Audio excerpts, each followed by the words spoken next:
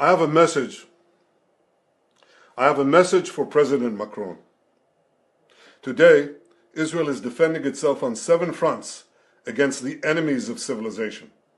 We're fighting in Gaza against Hamas, those savages who murdered, raped, beheaded, and burned our people on October 7th.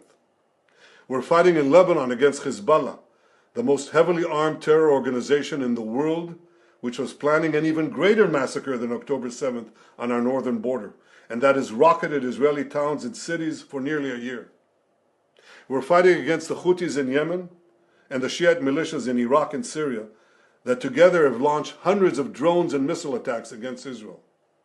We're fighting against terrorists in Judea and Samaria who are trying to murder civilians in the heart of our cities.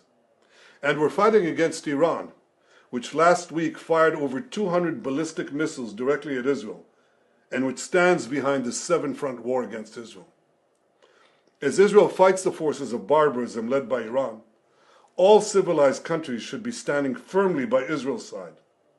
Yet President Macron and some other Western leaders are now calling for an arms embargo against Israel. Shame on them. Is Iran imposing an arms embargo on Hezbollah, on the Houthis, on Hamas, and on its other proxies?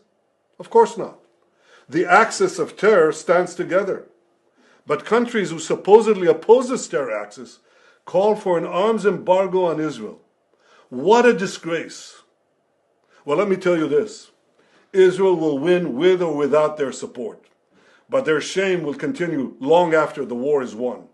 For in defending ourselves against this barbarism, Israel is defending civilizations against those who seek to impose a dark age of fanaticism on all of us.